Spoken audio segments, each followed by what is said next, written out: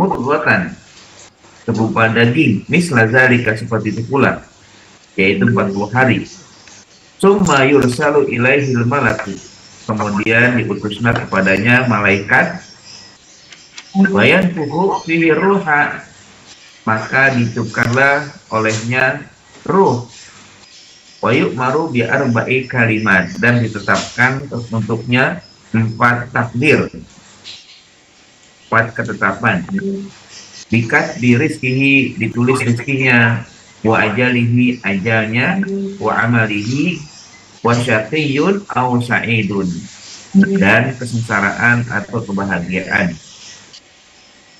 Wa wallahi alladzi la ilaha ghairuh, demi Allah yang tiada Tuhan selainnya, inna ahadakum la ya'malu, sesungguhnya seorang di antara kalian melakukan perbuatan di amali ahli jannah, perbuatan penduduk surga, hatta ma yakuna bainahu wa bainaha, sampai tidak ada batas antaranya dengan surga tersebut, illa zira'un, kecuali tinggal sehasta. Wa yasbiqu alaihi kitab, maka ya telah ditetapkan atasnya takdir, faya'mala bi'amali ahli nar, lalu dia berbuat pada perbuatan penduduk neraka, fayadkhulaha, maka dia memasukinya. Wa inna ahadakum la ya'malu bi'amali ahli nar, sesungguhnya di antara kalian berbuat perbuatan penduduk neraka, hatta ma yakuna bainahu wa bainaha, sampai tidak ada batas antaranya dengan neraka tersebut, illa dira'un, kecuali hanya tinggal sehasta.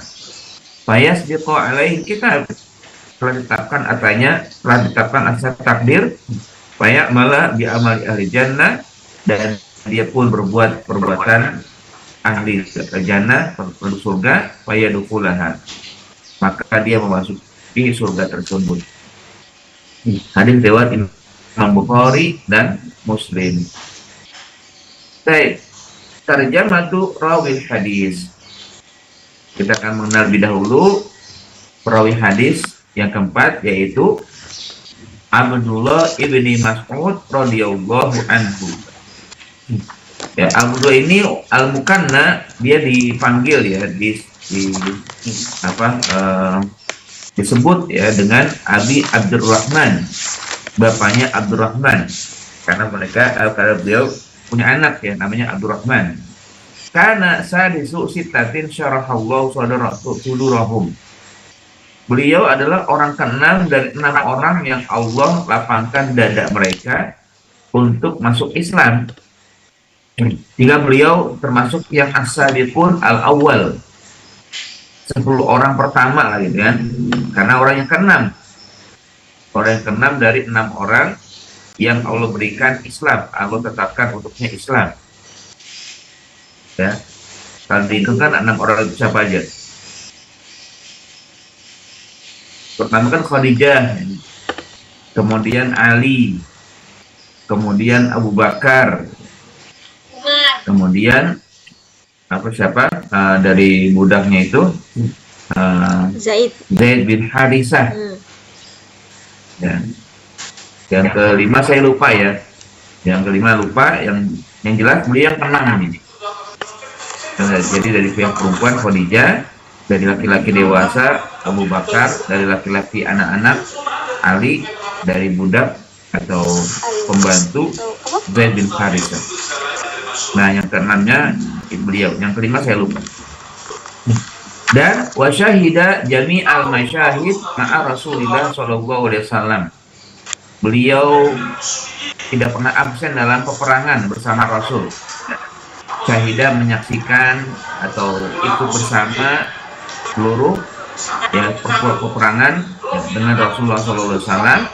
Bima fi dzalika bai'atur ridwan wa badron, termasuk juga ya dalam bai'at ridwan di saat perjanjian Hudaybiyah dan perang Badar.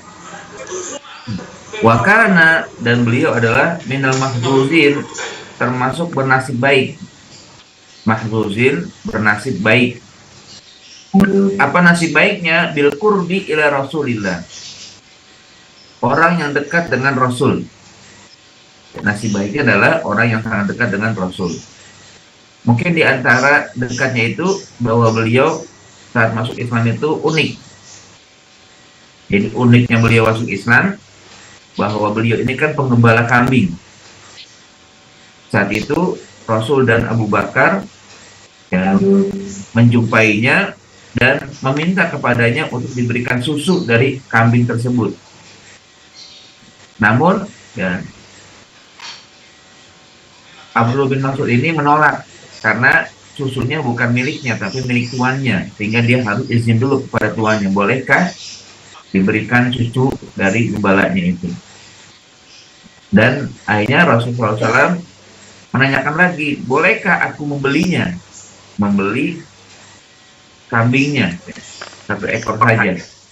Kata dia tidak boleh karena ini bukan miliknya. Kan miliknya nggak tahu kalau engkau menjualnya, karena kambingnya banyak ya, ada sekitar 100-an kambingnya itu.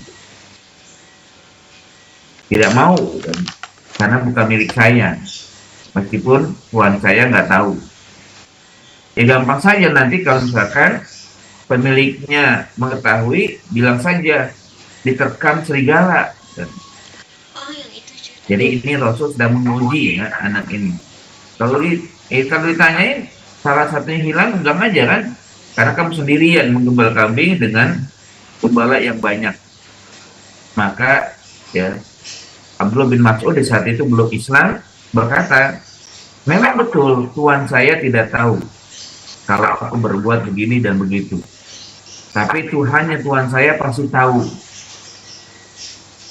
Jadi beliau mengatakan Tuhannya tuan saya pasti tahu. Ya.